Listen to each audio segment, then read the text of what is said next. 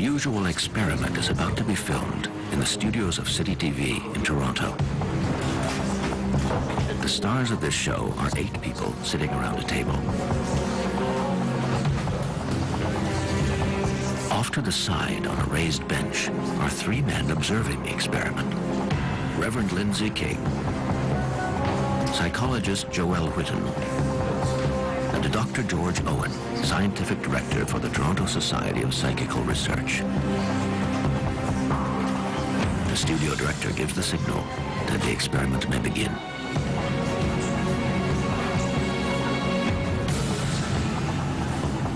The participants lay their hands flat on the table and begin calling out a name. Are you there, Philip? I want to see you, Philip. Soon the table begins to rise, as if it had a life of its own, to the surprise of the participants.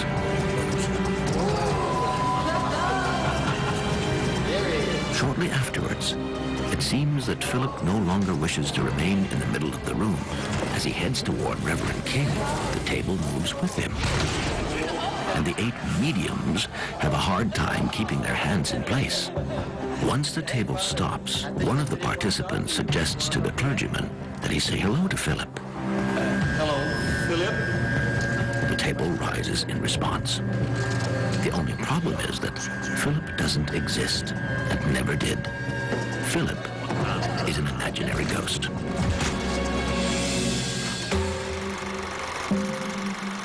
In the fall of 1972, Dr. George Owen, director of the Toronto Society of Psychical Research, came up with a unique experiment. George Owen was a mathematician and geneticist. He studied at Cambridge University in England.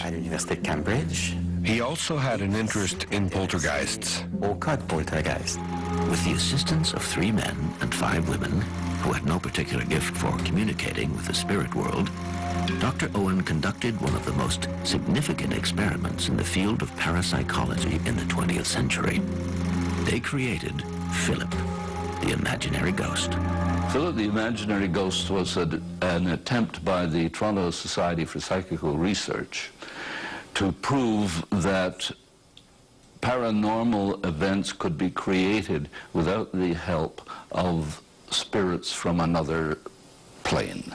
Instead of assuming that all physical manifestations were caused by the spirits of the deceased, as spiritualists claimed, Dr. Owen sought a more natural explanation. He wanted to show that living beings, through some mechanism that has yet to be explained, could project their energy onto material objects. Dr. Owen asked the group of 8, as they were called, to imagine the fictitious character with a name, age, gender, and nationality. They came up with Philip, a 30-year-old aristocratic Englishman living in the 17th century at Diddington Manor in Warwickshire, England. Then they invented Philip's life story. He had a wife, Dorothea, who was cold and frigid. He fell in love with Margot, a beautiful young gypsy. Dorothea discovered her husband's infidelity and accused Margot of witchcraft. Margot was condemned and burned at the stake. Heartbroken, Philip took his own life, jumping off the battlements of Diddington Manor. He was only 30 years old. Of all these biographical tidbits, Diddington Manor was the only element that was real. And of course, it had never had an occupant resembling Philip. It took them several months before they had worked out the details of the character they were going to create. So it was 1973, I think, between 8 and 9 months later, that the experiments actually began. They met on a weekly basis in a designated area of the society headquarters, which we call the Philip room. And no, this room was not used for any other purpose. Had a card table with 8 metal chairs around it.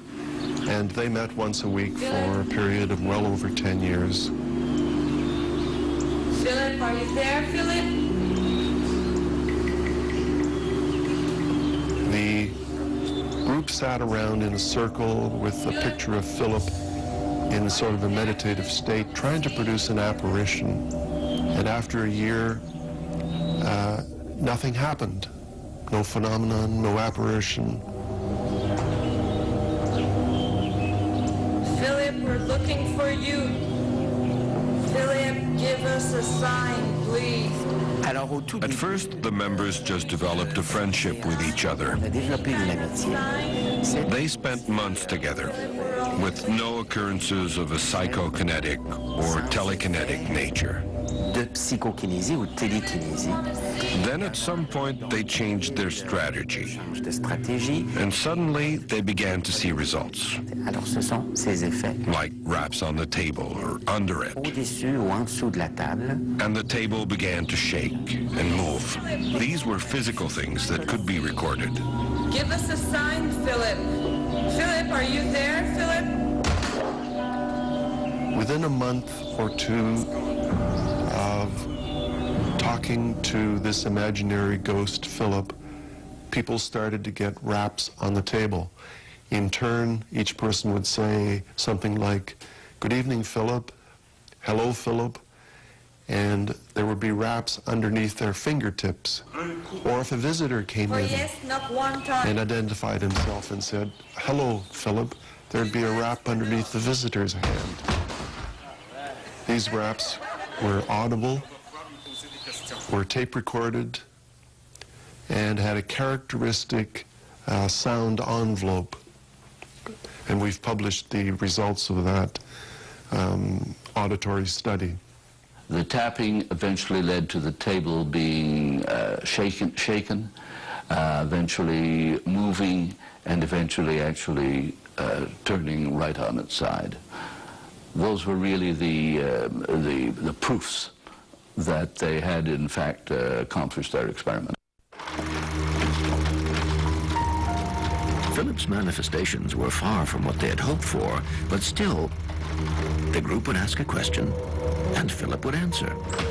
Surprisingly enough, the answers always corresponded to his alleged biography. As the seances progressed, Philip became more enterprising. After a few raps on the table, he would raise it off the ground and make it dance on 2 or 3 legs. We were very careful to try and avoid hoaxes.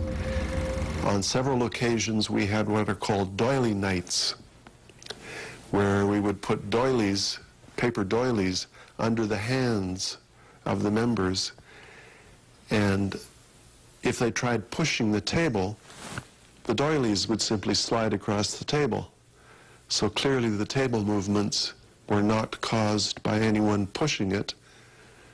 And the cameras, when we had those opportunities to videotape it, it was clear that, say, 2 people sitting on opposite sides of the table, if they both lifted their knees, might lift the table up.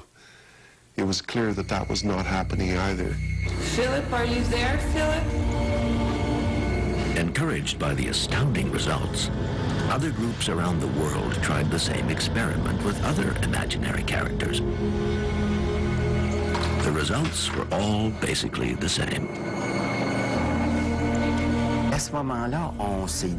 They told themselves they had found the magic formula.